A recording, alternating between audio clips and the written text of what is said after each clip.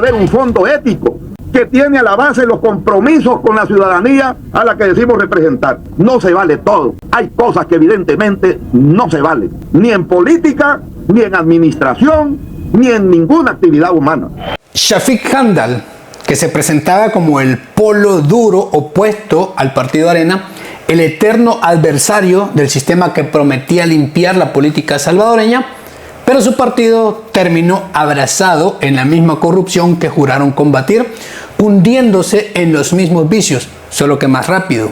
Y si Shafiq pudiera ver en qué terminaron aquellos sus compañeros que decían seguir su legado, probablemente se moriría otra vez, de nuevo, por un paro cardíaco fulminante. Porque a los corruptos, a los mañosos, les ofende la gente honesta.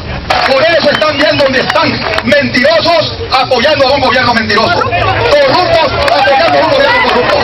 Porque la corrupción no solo es el robo de dinero, hay corrupción moral que es la peor especie de la corrupción. En el año 2004, el FMLN sufrió una dura, dolorosa derrota electoral. Shafiq Handal, uno de sus comandantes más emblemáticos, que fue derrotado en la tercera elección presidencial en la que estaban participando.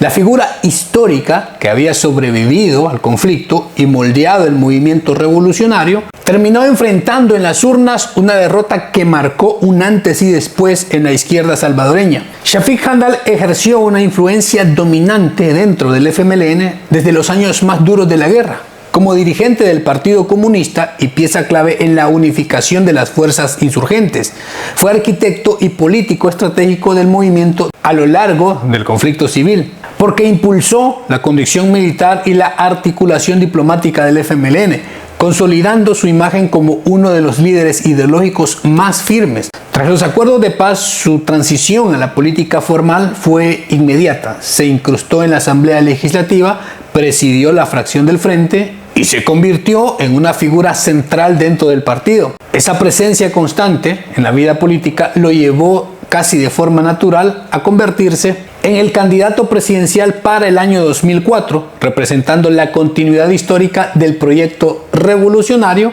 en la era democrática. Un dato curioso y confirmado por varios testimonios fue que Óscar Ortiz, en aquellas elecciones internas que no eran abiertas, solo votaban en teoría los militantes inscritos, pero más bien era un proceso muy cerrado y altamente controlado por la dirigencia. Entonces, Óscar quería ser el candidato presidencial, pero muchos dicen que Shafiq Handal, en una fuerte discusión, lo sentó rápido con dos gritos que le pegó de frente. Lo puso en su lugar de inmediato. Handal ganó ampliamente esa interna y las discusiones, obviamente, y en la decisión pesó más la hegemonía del sector ortodoxo. En ese contexto, mientras el Frente resolvía sus tensiones internas en la selección de Shafiq Handal, en el lado contrario, Arena se movía con absoluta claridad estratégica. El partido oficial apostó por Elías Antonio Saca, una figura en ese momento joven, carismática y mediáticamente dominante, diseñada para asegurar la continuidad del poder por cuarta vez consecutiva. Su candidatura no nació del pulso interno, sino de una decisión muy calculada para unificar a las élites económicas, fortalecer la narrativa de estabilidad y proyectar una imagen fresca frente al peso histórico del rival. En 2004, mientras la izquierda miraba hacia su pasado, Arena lanzó un candidato fabricado para ganar un futuro inmediato. En su campaña, Shafiq Handal defendió la necesidad de revisar a fondo el modelo económico instaurado por Arena, comenzando por la dolarización. Propuso restablecer el colón como moneda nacional o al menos recuperar herramientas de política monetaria que devolvieran margen de maniobra al Estado. Su visión económica apostaba por un rol más activo del sector público, reformas tributarias progresivas y la reversión de decisiones que a su criterio habían debilitado la producción nacional. Para Handal era indispensable reconstruir la soberanía financiera y frenar la dependencia del país hacia mercados externos. Pero el tema económico fue el que más le pesó en contra a Shafiq Handal a pesar de sus propuestas. Y una de las más definitivas que le jugó muy negativo fue que Shafiq planteó una posición más autónoma frente a los Estados Unidos, prometiendo diversificar alianzas y reducir la influencia histórica de Washington, es decir, alinearse más con otros países. El problema es que esos otros países eran encabezados por Cuba y Venezuela. Aunque no hablaba de una ruptura, su discurso enfatizaba una independencia que muchos sectores interpretaron como un alejamiento ideológico de la potencia que obviamente sigue siendo una de las principales socios estratégicos de El Salvador, los Estados Unidos. Sostienen a la sociedad salvadoreña, el país lo están sosteniendo con sus remesas, más de 2.000 millones de dólares en remesas y parte de la economía de nuestro país. Nosotros vamos a trabajar también a abaratar, a hacer más baratos los costos del envío de las remesas para El Salvador. Peor aún, en un clima post-11 de septiembre y con cientos de miles de salvadoreños viviendo en territorio estadounidense, esa postura no le jugó para nada a favor. Alimentó temores, presiones internacionales y una movilización política sin precedentes en contra de su candidatura. La campaña de Arena en ese año 2004 fue una de las más agresivas de la posguerra. Arena construyó su estrategia alrededor de un temor del regreso al pasado, retratando a Shafiq Handal como un representante vivo de la guerra y del comunismo regional. Desde el inicio centraron su mensaje en advertir que el gobierno del FMLN pondría en riesgo la estabilidad económica, las remesas, la relación con los Estados Unidos y la dolarización. La narrativa era clara: votar por Shafiq era dar un salto al vacío con el comunismo, que el país apuntaba a ser como Cuba.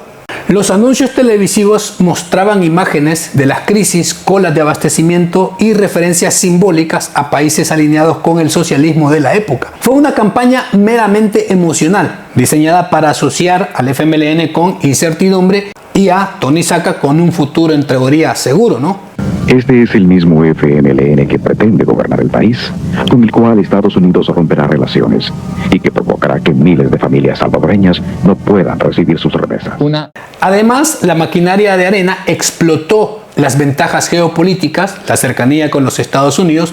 Voceros políticos, empresarios, figuras públicas aseguraban que un triunfo del FMLN pondría en peligro el TPS, las remesas y la relación bilateral. Varios años de superado el conflicto civil y un país ya plenamente dependiente de las remesas que venían de los Estados Unidos, ese mensaje tuvo un impacto profundo.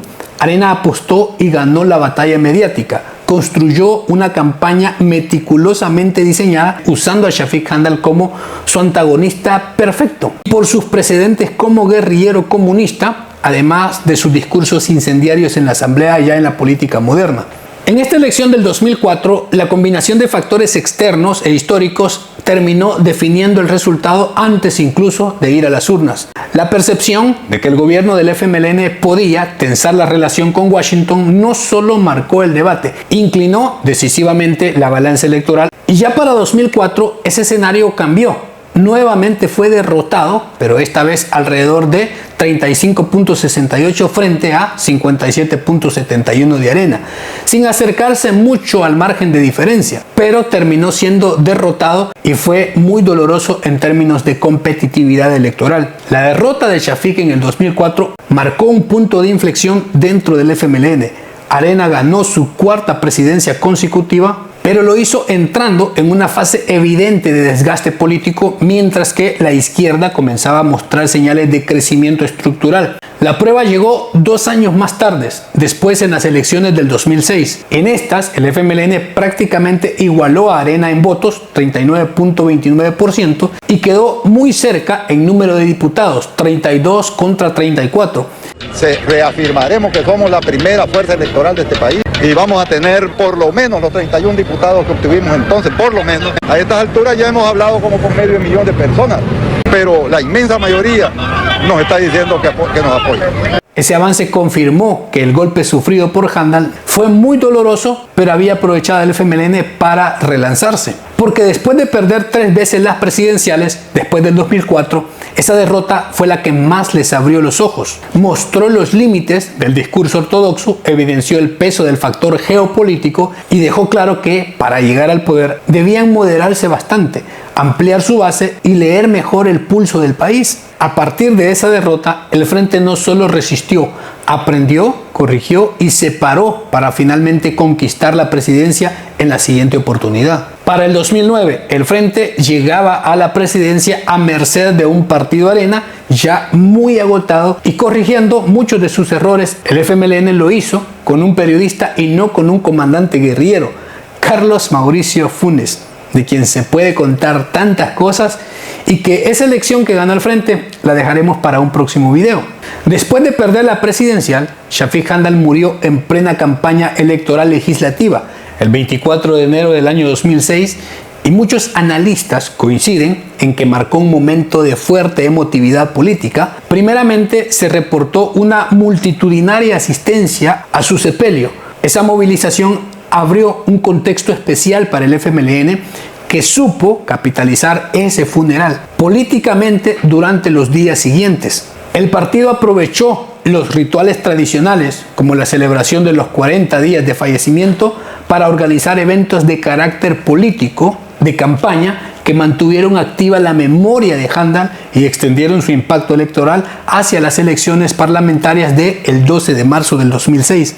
Este fenómeno, bautizado internamente como el efecto Shafiq, permitió al FMLN generar una atmósfera de solidaridad, renovación simbólica y movilización de sus bases, que influyó a la capacidad de recortar la brecha legislativa frente al partido Arena. Entonces, se podría decir que el fallecimiento de Handal revitalizó al partido y lo impulsó hacia su mejor resultado electoral hasta ese momento. Podemos decir que empató con Arena, demostrando que, paradójicamente, la muerte de Handal había marcado el renacimiento político de la izquierda salvadoreña. Esa derrota del 2004 de Shafiq obligó al frente a mirarse por dentro y finalmente logró alcanzar la presidencia, cumpliendo un anhelo que había perseguido desde los acuerdos de paz. Pero esa victoria no trajo la transformación ética que muchos esperaban.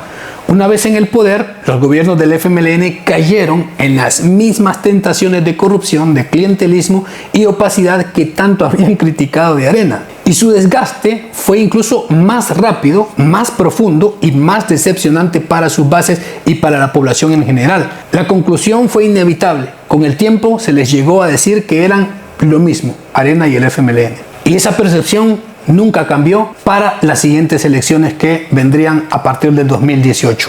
Y así, con esa derrota de Shafiq, el FMLN aprendió, creció y ganó, pero no lo aprovechó. Y hasta la actualidad, si Shafiq viera que el FMLN llegó al poder gracias a su derrota y a los cambios que produjo todo esto, las puertas que se abrieron, y hasta aprovechando su fallecimiento para luego el FMLN hundirse en la corrupción, seguro Handal pediría que lo volvieran a enterrar y le echaran más cemento encima para asegurarse de no regresar nunca a ver el desastre en el que terminó el FMLN. Pero bien, ese es un recuento.